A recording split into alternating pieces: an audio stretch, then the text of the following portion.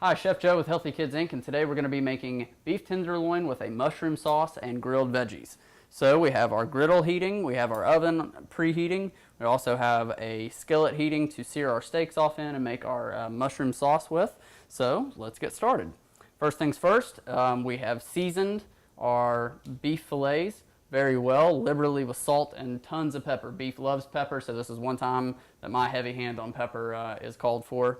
But again, go to your family's taste. But just remember, pepper and beef love each other. I've drizzled just the smallest amount of oil on these. We really want to keep the oil down to get a nice sear on both sides. We'll sear it.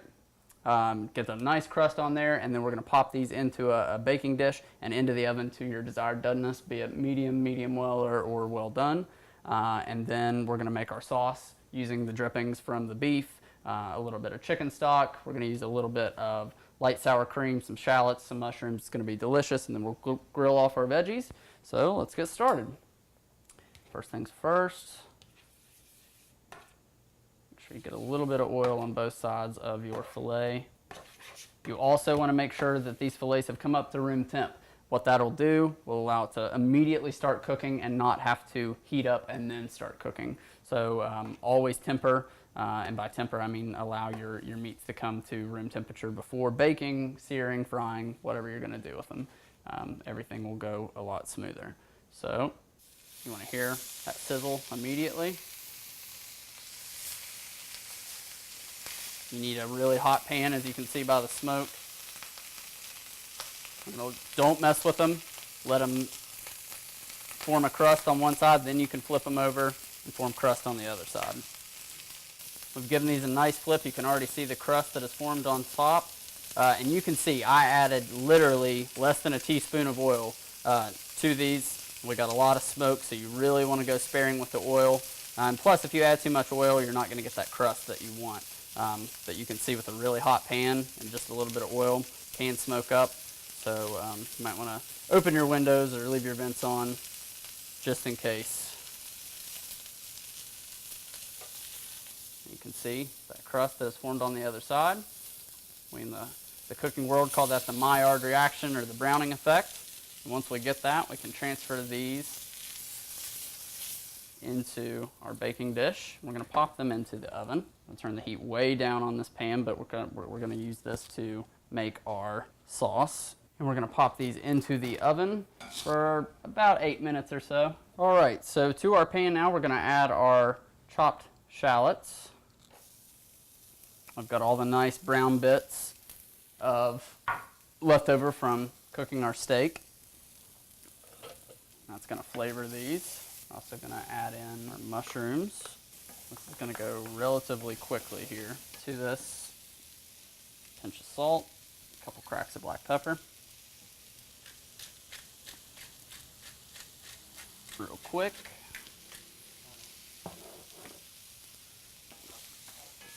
Alright, so we're just going to keep this moving because we got a relatively dry pan.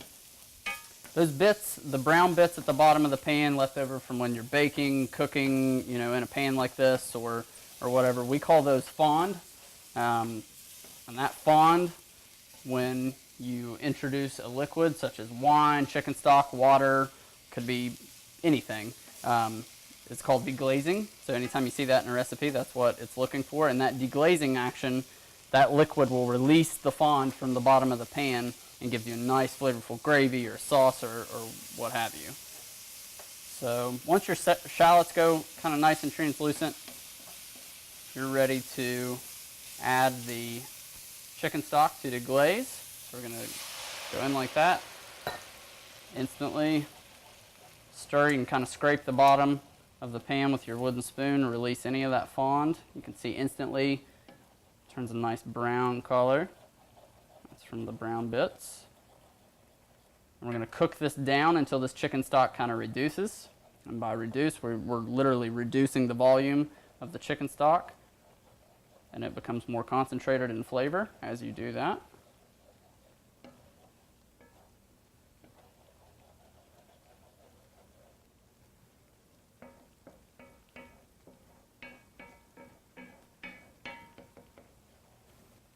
So we're gonna allow this to continue to reduce. In the meantime, we're gonna go ahead and grill some of our vegetables.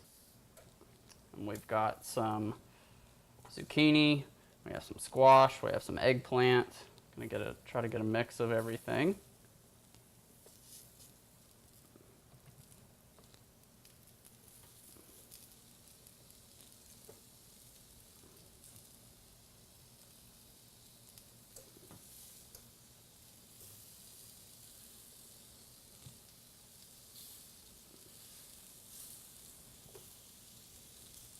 Okay, we're gonna get some nice char marks on there. We've also got some asparagus, which we'll put in next. And then we have some other mushrooms.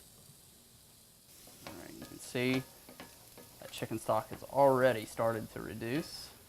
I'm gonna bring the heat up just a little bit, speed up the process.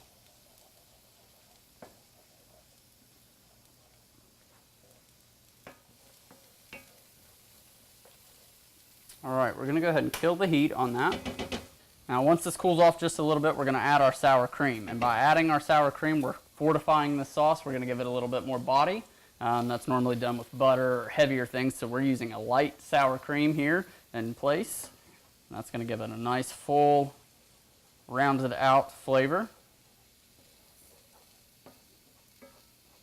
While our steaks finish in the oven, which we'll give those a check. They're cooking away. A few more minutes on those. And turn our vegetables.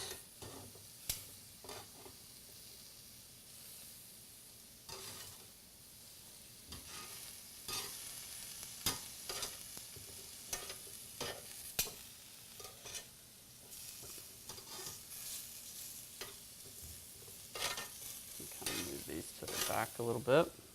Get some of our asparagus going.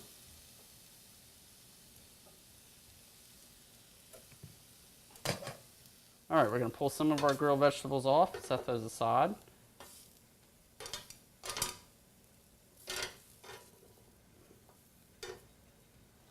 Throw on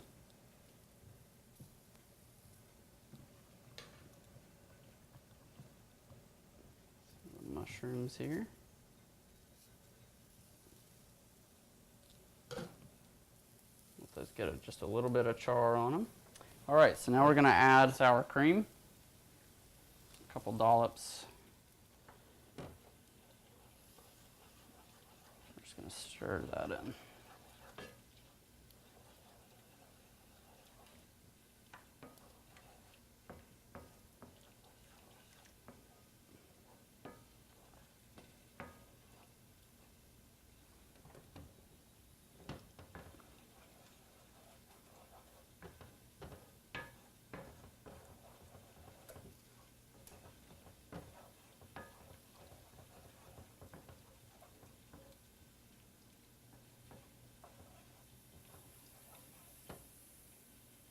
All right, we're going to set this aside.